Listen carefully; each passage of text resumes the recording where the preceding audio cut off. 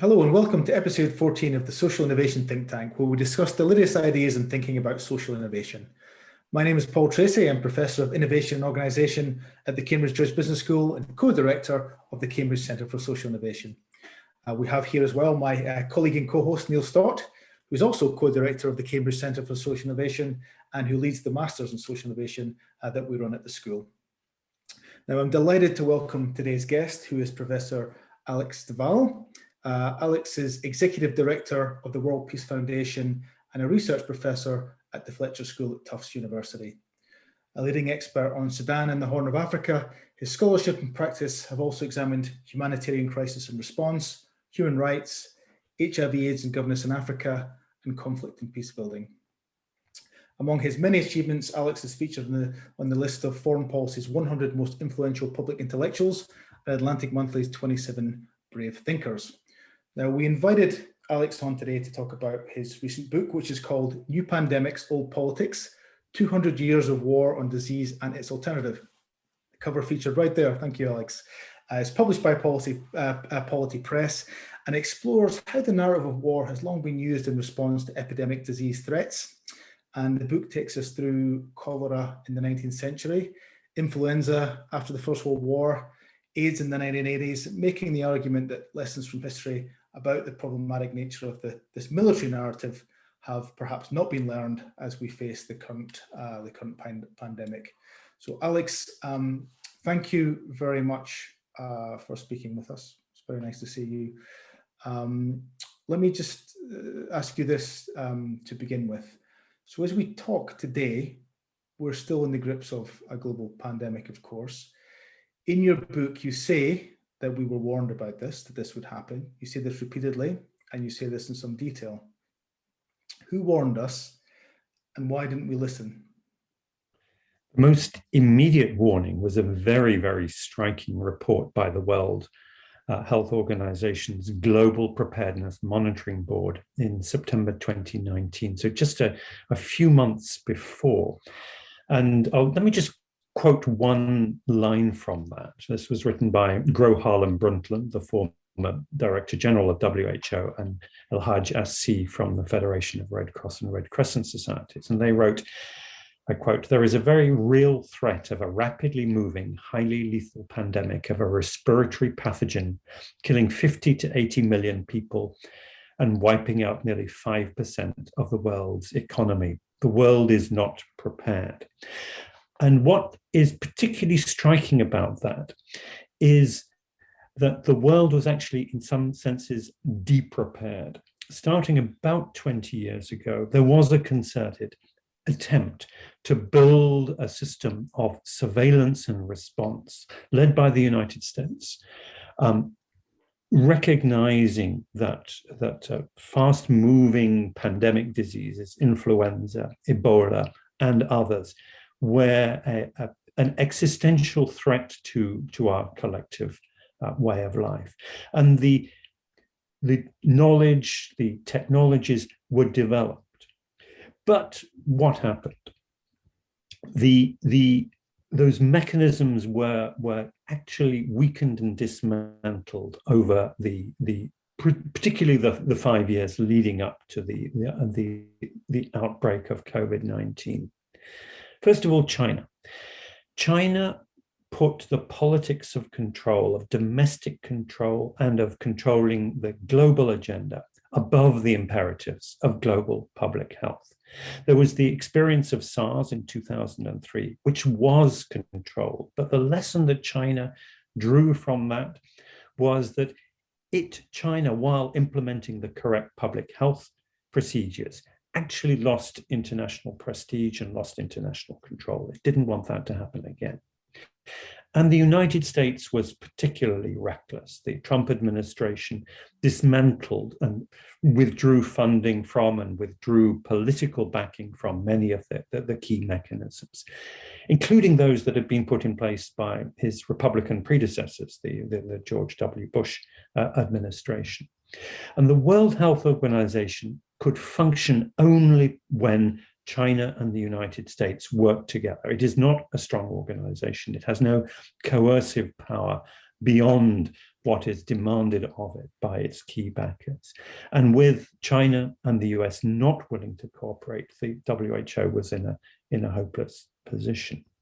But there's another point as well, beyond this deep preparedness, which is that even if we had listened, even if there had been cooperation in place, let us say a Democrat administration here in the United States, which had a cooperative relationship with the World Health Organization in China, the focus of that preparedness was, in my argument, I would argue, not well suited to actually the systemic nature of the problem of pandemic diseases. So you focus a lot in the book on the idea of the war on disease, and you talk a lot about the narratives that have shaped responses to the pandemics in the past. What is the war on disease narrative, and why is this narrative so important in the way that it has shaped our responses to various pandemics over time? Well, let me explain it historically. Let's look at the genealogy of this idea, because I think this helps us realize why this is something that is something we don't reflect upon. The language comes to us so naturally, and yet it actually leads our thinking and action in certain ways that are profoundly unhelpful. Of course, it does have some resonance. The human body's defense system in response to infection can be described as a defense system with the immune mobilizing the policing and the artillery, et cetera, to deal with an invasion. But this doesn't translate actually to how the body politic functions, except in rather misleading ways. So let me start at the beginning, which is really where this concept was first coined and first became politically powerful. And that was at the zenith of European colonialism in the 1880s, especially in Germany, also in France, and then Britain and the United States followed. And the agenda of the imperial powers at that stage was to control the surface of the planet, to control the lands, control the people, control the natural resources, and control the microbes. The idea was that by classifying, naming, controlling, and then developing the technologies for control or elimination, the white man would be able to colonize the tropical regions safely for white people, that is, and would be able to extract all the necessary resources for the imperial dominion over the globe. It would also a project of making war safe, because at that point, more soldiers typically died of disease during campaign than would actually die in battle. And the colonial powers didn't foresee an end to war. They wanted to make their war more efficient. So colonial medicine and imperial medicine were at the forefront of this project. What we saw in the United States was that the efforts to control yellow fever, first of all in Cuba and the southern United States, and then in the Panama Canal, were led by the US Army with a very military style mobilization. Now, what we have seen is that one by one, the different elements of that colonial project have been challenged as unethical and unsustainable, starting, of course, with decolonization. The peoples of the world did not want to be ruled by Europeans and North Americans. And then our plunder and pillage of forests and fossilized forests in the form of fossil fuels is also clearly unsustainable. But what we are also then seeing is that this project of controlling the microbial ecosystem is one that is also unsustainable. We are disrupting the ecologies of native species, including bats, which are the natural hosts of coronavirus, and many other places in which, you know, this multiplicity, this profusion of microbial life exists. And we are creating instead an artificial ecology of urbanization, of mass travel, of mass mingling, of industrial farming, which is an ideal environment for those microbes that can adapt to it. And of course, they adapt 1,000,000 times quicker than we evolve. And so in order to protect this essentially unsustainable system, we are building ever more sophisticated defenses. And a parallel here is, and if you see how the war on disease has evolved, its most recent iteration this century is in parallel to the war on terror, the global war on terror. And the idea is that we need constant vigilance and rapid response to those individual pathogens that emerge and threaten us. In a similar way to the war on terror is focusing on getting that individual terrorist before that individual breaks through the defenses and threatens the United States or Europe, and not looking at the milieu that from which these threats emerge. And if we go down this route, we are in a forever war of forever enhancing our artillery, etc., for what is ultimately an unsustainable struggle. But once, I mean, I can see how the narrative, the military narrative, feeds into a broader set of issues that perpetuates disease and makes it more likely that we may have pandemics in the future and over time. But again, once a pandemic is upon us, like in the current situation, do you think that perhaps the discourse of war, this military discourse, has some positive aspects, particularly when you think about some of the denial that we see in various countries, including our own? Well, one of the things that it does is it is the most accessible language for solidarity and sacrifice, to mobilize a society against in the face of a common problem where material self-interest, individualism, profit, etc., there doesn't seem to be any obvious room for that. So in that sense, the war mobilization rhetoric does serve an obvious purpose. It's a very much an available narrative. However, it has a couple of shortcomings here, which can be quite significant. In many countries, it can justify an authoritarian turn in politics. It can justify restrictions on civil liberties, restrictions on freedoms, obviously freedoms of movement and freedoms of expression, and can demand that we put faith in our leaders because they will see us through. We should not be critical skeptical about what our leaders are telling us.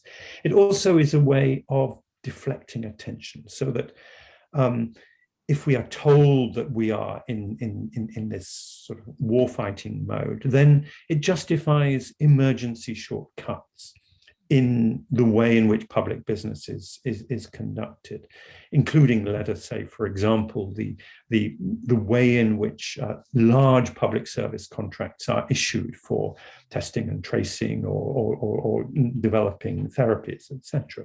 Now, it's great that public money can be put towards vaccine development, and that has been one of the huge successes of this. It has shown that actually collective state action is what is needed to deliver on these public goods. But when we have states that have also given themselves huge latitude for awarding private sector contracts to deliver on public goods, if those can go through rapidly without scrutiny, there's massive avenues for corruption. And I think one of the things also that this does is it short circuits the need for public consultation, because one of the key elements that we've learned from past pandemics is actually epidemiology in its practice is a people science. It requires people, communities, activists to work together with government rather than for people simply to be the recipients of instructions from on high. So what might an alternative narrative look like, a more collaborative narrative look like, that still retains that sense of urgency in a time of pandemic, but avoids some of the problems that you've just outlined? I think there are things that we can learn from some of the previous pandemics or epidemics that have been suffered. One of them is Ebola in West Africa. And what we saw in Ebola is as it were, in microcosm, in just 3 countries in West Africa over a shorter time period, many of these dynamics playing out, a highly militarized, centralized authoritarian response, and then a lesson learned. And the lesson that was learned was actually this lesson about epidemiology being a people science, that the shortcut of not consulting people, not explaining what was known and what needed to be known, what was not yet known about the disease, the shortcut of not doing that was something that was deeply regretted by the authorities. It actually slowed down the effectiveness of the response. And actually, it was when affected communities themselves understood and in many cases innovated their own responses that the epidemic was brought under control. Another example is HIV and AIDS, which was when the pandemic broke, exploded in Africa and in the United States in the 1980s. It was a sexually transmitted, incurable disease that affected, for the most part, highly stigmatized minorities. And this would be seen to be the obvious recipe for an authoritarian response, stigmatizing those who were affected, using it as a pretext for all sorts of restrictions. It actually didn't happen that way. And at the forefront of the response were gay men, gay activists, who literally encamped themselves outside the offices of senior public health officials and senior scientists, including Anthony Fauci, beat down his door and said, "This disease is killing us. We need to be part of the solution.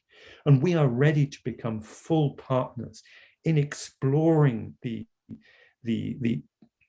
experimental methodologies for developing therapies and so on. And it is only by involving us, by overcoming the restrictions and the stigma that are being placed on us, that we will get on top of that." And remarkably, it worked.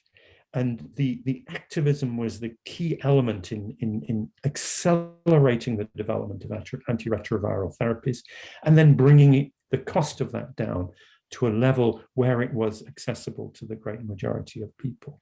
And meanwhile, the education about safer sex, about the needle exchanges and harm reduction for injecting drug users was driven by a combination of enlightened international public health officials and the affected communities themselves. So thinking forward or looking forward, do you see that we're going to face many more pandemics in the future? Is that a likely scenario? Well, what we see in the history of pandemics is that pandemics come about through the disruption of ecosystems. What you need for a pandemic is essentially 2 things. First, you need a zoonotic event. You need the jump of a pathogen that exists somewhere in nature to humans. And then it needs to be infect human beings in such a way that the mechanisms for amplification of that from a single outbreak, a single infection, to a pandemic are realized. Historically, there's no doubt that there were numerous cases of zoonotic infection of coronaviruses, of Ebola, of forms of HIV, of all these things in the past, but they would tend to be small and isolated. We get more of them now because we are encroaching on the habitats of bats and a whole host of other species that harbor these pathogens. But more equally importantly, the mechanisms for turning an isolated outbreak into a global pandemic, we have created them and embedded them. And in the 19th century, in response to cholera, which was the first sort of pandemic of the industrial and colonial era, the response was actually to re-engineer our cities as sanitation systems, because cholera is a waterborne disease, and the European and American cities, and Asian cities too, in the late 19th century, were desperately unsanitary. What we needed was clean running water. We needed plumbing systems. And cities essentially had to be rebuilt from the ground up in order to accommodate that. We didn't do that for influenza 100 years ago because it was a sort of hit and run epidemic, pandemic. It was over within a year. But if we are to sort of re-engineer our civilization to protect against these two risks, minimize the risk of zoonotic transfer and try and eliminate the risk of pandemic amplification, that is a huge demand. And it's not, and one that we are not at the moment facing. And because of that, we are without doubt going to face an accelerating drumbeat of pandemics in the future. Alex, on that point, so, you said about re-engineering Victorian and, cities, etc. Huge costs were involved in that, a lot of effort. Why were the Victorians and their equivalents in the US, so keen to spend those vast amounts of money when perhaps we aren't today to tackle the same sort of issue? I think there was a popular demand for that, both for the immediate reason of controlling cholera, but also because it gelled very strongly with just the demand for sanitation, for running water, for having cleanliness in your house and in the streets. So in fact, one of the interesting things about cholera was actually the drivers of that re-engineering were already underway even before the bacterial cause of the disease and the route of transmission was proven. To some extent, this began to happen with airborne infectious diseases in the early part of the 20th century with tuberculosis. And it was accelerated with influenza to some degree, so that we saw a clean air movement. We saw an insistence that schools and apartment buildings that were constructed in the early part of the 20th century would have windows that open, would have ventilation systems and heating systems that allowed for circulation of air. Since then, we forgot about that. Modern office buildings and schools and houses, well, not so much houses, because people do like fresh air, but anything that is a corporate construction has a sealed window. The idea being that our heating and ventilation engineers can actually control this environment better than we can by opening the windows. And that's false. It's simply untrue. But more widely, we just are not prepared to have put a brake on the key drivers of these risks, which are not just the way in which we organize our ventilation and airflow, but also probably the number one risk is industrial farming. The fact that today 96% of mammalian terrestrial biomass, 96% of the weight of animals on the globe, on the earth, are ourselves and our cows, pigs, sheep and goats, and horses and dogs and so on. A very, very tiny, very limited genetic diversity compared to the 4% that remains that has all the rest of diversity. So any pathogen that can adapt to that is going to have a bonanza. And until we begin to deal with that and to deal with the communication and transport systems that make that and ourselves into one interlinked web, we are going to be desperately vulnerable. I mean, and this touches on many of the concerns that people listening to this are trying to address, social innovators and social activists, but maybe using different language. We're talking about protecting ecological systems, making food accessibility better for certain sorts of people, potable water, all those things come into play in what you've been talking about. So what do you think the key lessons are for today's social innovators or social activists in your book? I think the key lessons are some really quite encouraging ones from recent pandemics, and I would put HIV/AIDS up there as one in which activists can turn these things around. You can turn it around by taking control of the political narrative and engaging with the science, making a partnership with both the research scientists and also the public health scientists, and helping therefore to drive an agenda of which I would call an emancipatory public health for the Anthropocene.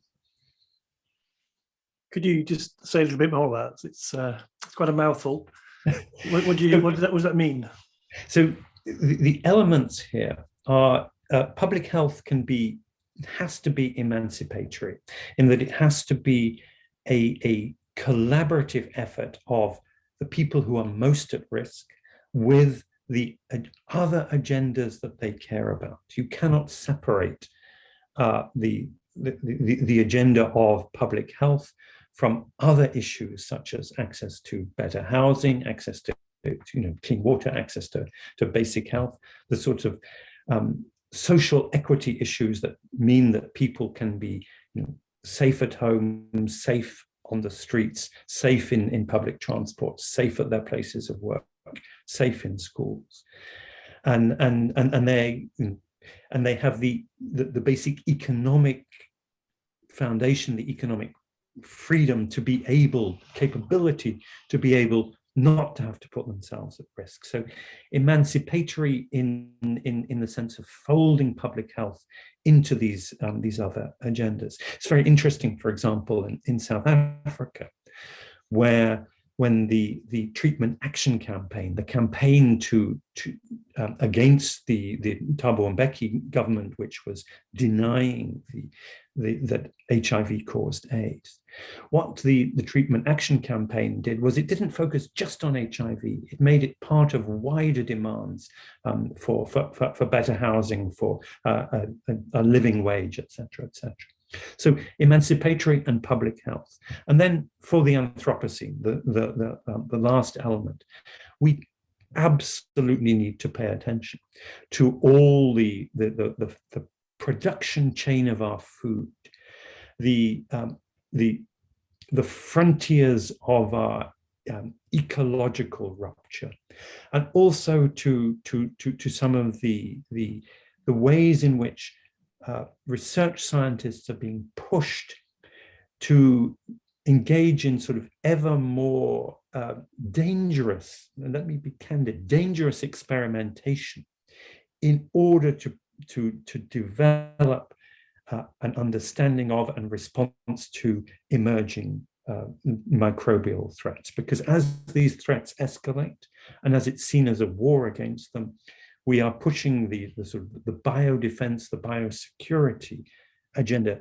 to a frontier where we may be in creating dangers of laboratory leaks and even re-engineered pathogens that could endanger us. I think there's two important lessons for me from your book. One is a reminder of how important basic foundational public health is.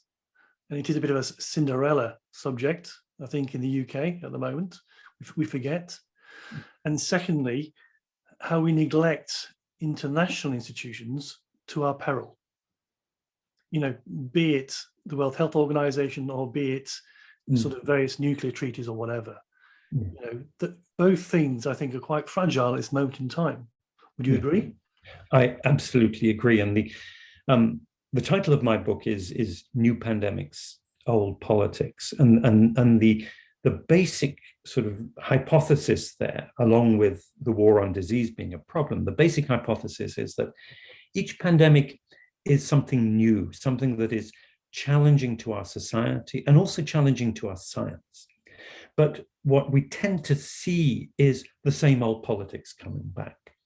And it's remarkable reading about the British political response to cholera in the 1830s in 2020 or 2021, because the British establishment basically saw quarantine measures and restrictions on and the like as, and I quote, a humbug got up to restrict our commerce.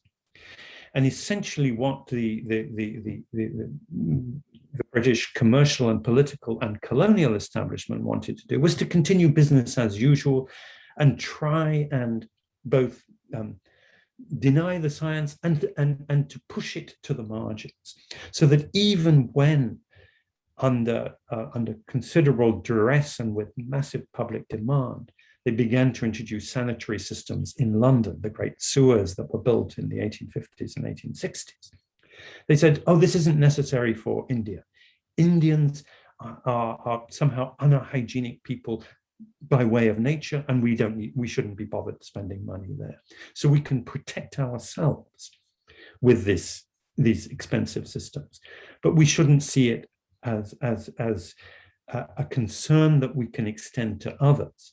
And of course, the rationale for not extending it was ultimately financial. It would have made the British colonial occupation of India much more expensive, and the importation of cotton and other essential raw materials for British industries, it would have made those a lot more expensive. And we see that old politics still playing out in the government today. So what could social innovators and activists do to mitigate some of the things you've talked about? You know, the spread of viruses, and you know, if they do impact, how can they contribute to tackling the issues? I think the first thing we need to do really is to change the language. We need to recognize that insofar as we see, we tend to see these viruses, these bacteria as invaders. We need to recognize actually we are the most invasive species on the planet. And it is by getting us back into a more considerate and more harmonious relationship with the other life forms on the planet, including the animals that we farm and eat, and the crops that we grow, and the forests that we currently are massively cutting down, and the microbes that exist within us and also exist out there in the wild. That is a more inclusive language, both within societies, across societies, and globally across species. That is the first thing. So the war, and my number one concern about this war imagery is that if you declare something that you're at war with something, you're making it into an enemy. And we cannot afford, in our current state of global crisis, climate crisis, anthropocenic crisis, to make enemies of other life forms on this planet. So the first thing I think is a change in language. And then on that basis, we can begin to have social activists sort of reach out both to the scientific community, which is actually very amenable, is listening. They are very much aware of the limits of what public health and virological science are being asked to do. They are aware that there are no public health solutions to public health crises in the world today, and that the solutions have to be found elsewhere in society and in politics. And the missing gap in this is our politicians. But if the scientists and the activists were to make common cause, I think our political leaders would have no option but to listen. Thank you. Paul? So you've talked a lot about government, Alex. You've talked a lot about activists and civil society organisations and the important role that they play. What about corporations? What about big business? I mean, in the book, I think you're quite critical in some ways of the exploitation of some companies and the effect on the environment. What role do you see companies playing, for example, in the current situation to move us forward through COVID-19? Well, I think one of the huge successes of the last 12 months has been the way in which global cooperation among scientists, combined with massive public money, has allowed the production of extraordinarily effective vaccines in a remarkably short period of time. And that never happened before because there was never enough money to be made in vaccines. It is just simply not a profitable enterprise. And I think what that shows is a business model that is appropriate to the broader challenges of global public health and what we should begin to call One Health. That is the health of the whole planet, the health of human beings, of animals, and of the natural environment. And if we can begin to put public money behind that, then I think corporations undoubtedly will follow, as they have followed, as the medical technology companies have followed over the last year. And then, of course, we have exactly the same set of incentives and disincentives with regard to the sort of the frontiers of risk of generating these zoonotic dangers that we have with regard to climate change and the destruction of rainforests, etc. And the reconfiguration of incentives, the creation of new regulatory systems to control this reckless profit seeking at the expense of future generations is something that needs also to be expanded into this global public health or One Health sphere. And I think that the matching up of those agendas is something I hope we will see over the next year or so. Alex, thank you very much indeed for joining us today and for sharing your thoughts and all your insights from your new book. It was absolutely fascinating, and we know that our listenership will enjoy it very much. Thank you indeed. You are very welcome. It's been a pleasure.